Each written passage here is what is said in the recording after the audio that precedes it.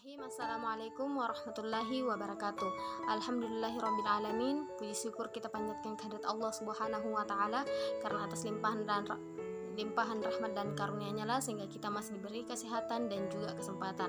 Dan tak lupa pula kita kirimkan salawat dan salam kepada junjungan Nabiullah Muhammad SAW, Nabi yang telah membawa kita dari alam kegelapan menuju alam yang terang benderang, dan dari zaman ketidaktahuan menuju zaman yang penuh pengetahuan seperti sekarang ini. Baik, perkenalkan, nama saya Adelia dari mahasiswi Prodi Komunikasi dan Penyiaran Islam Fakultas Agama Islam Universitas Muhammadiyah Makassar. Pada kesempatan kali ini saya akan memaparkan sebuah studi kasus terkait dengan patologi sosial atau penyakit sosial, di mana pada kesempatan ini saya akan mengangkat tema terkait dengan game online. Nah, game online di sini adalah suatu hal yang tidak asing lagi dalam kehidupan kita, di mana di sini pelakunya itu tidak lain dari anak remaja, anak-anak, dan juga bahkan orang dewasa. Nah, yang di sini awalnya game online ini hanya sebatas menghilangkan kejenuhan hingga pada akhirnya berujung pada kecanduan. Nah, di sini bahaya dari kecanduan game online itu dapat berpengaruh pada psikologi seseorang. Orang yang sudah kecanduan dengan game online akan lebih memprioritaskan bermain hingga tak kenal waktu. Maka orang tersebut tidak lagi memiliki waktu untuk belajar, makan, tidur, bekerja, bahkan tidak memiliki waktu untuk berinteraksi, bersosialisasi dengan lingkungannya. Ini dilakukan secara wajar, maka hal tersebut menjadi salah satu cara untuk menghilangkan kejenuhan, maka tidak mengapa. Akan tetapi jika dilakukan secara berlebihan dapat mengganggu kesehatan baik secara fisik maupun psikis. Salah satu kasus yang diberitakan melalui media Kompas TV yaitu seorang anak meninggal akibat kecanduan game online pada tanggal 1 Maret 2021.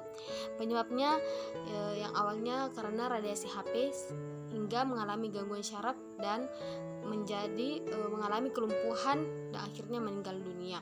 Nah, kasus tersebut kita harus lebih berhati-hati lagi dalam penggunaan game online, dan sebagai orang tua dan sebagai juga keluarga kita harus lebih memperhatikan baik itu anak-anak kita, keluarga kita, adik kita, kakak, serta keluarga kerabat terdekat kita agar tidak mengalami yang namanya kecanduan game online. Faktor-faktor internal yang dapat menyebabkan terjadinya kecanduan game online adalah: 1. Game baru yang selalu bermunculan. 2. Keinginan yang kuat dari diri remaja untuk memperoleh nilai tinggi. 3. Rasa bosan yang dirasakan remaja ketika berada di rumah. Dan 4.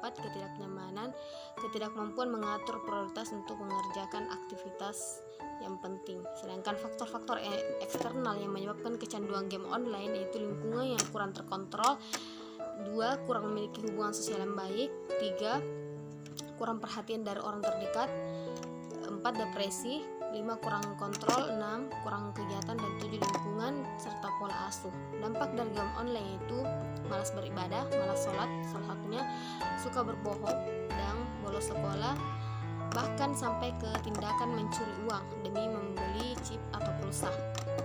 Selanjutnya, gangguan mental dan kejiwaan, bahkan terjadi radiasi pada mata hingga mengakibatkan sakit kepala, cepat marah, tersinggung, emosional lebih tinggi, dan tidak bisa dikendalikan.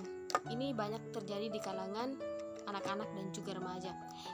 Adapun solusi yang dapat diberikan kepada kaum milenial, anak-anak, remaja, dan juga orang dewasa yang telah mengalami kecanduan game online yaitu: pertama, membatasi waktu bermain game online, mengurangi secara perlahan, lalu bertekad untuk berhenti bermain game online. Kedua, memberi hadiah pada diri sendiri jika sudah berhasil untuk berhenti main game. Ketiga, mencari hobi baru. 4. Meletakkan perangkat game online di luar kamar atau jauh dari jangkauan mata. Kelima, menjalani psikoterapi. 6. Bersosialisasi dengan teman dan keluarga. 7. Mengeksplor bakat di dunia nyata. Selanjutnya yaitu bertaubat kepada Allah dan mendekatkan diri kepada Allah Subhanahu wa ta'ala dengan cara mencari teman yang baik, teman yang soleh yang dapat membawa kita kepada jalan yang benar, dan juga kita merutinkan diri untuk datang ke majelis ilmu baik secara offline maupun online.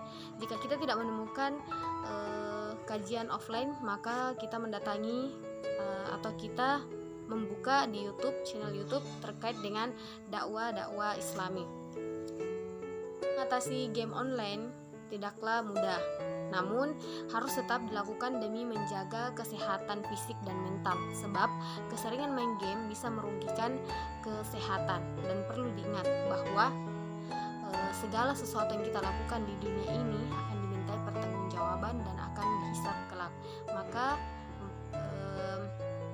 dari itu kita harus mempergunakan waktu kita dengan sebaik-baik mungkin dan meninggalkan hal-hal yang tidak bermanfaat dalam kehidupan kita. Mungkin itu saja yang bisa saya sampaikan, lebih dan kurangnya mohon dimaafkan. Jika ada yang benar itu datangnya dari Allah, dan jika ada kesalahan itu datangnya dari diri saya sendiri. Semoga apa yang saya paparkan pada kesempatan kali ini dapat bermanfaat untuk kita semua dan dapat menambah wawasan kita. Barakallahu fikum. Saya akhir dengan ucapan billahi fisabilil haq fastabiqul khairat. Assalamualaikum warahmatullahi wabarakatuh.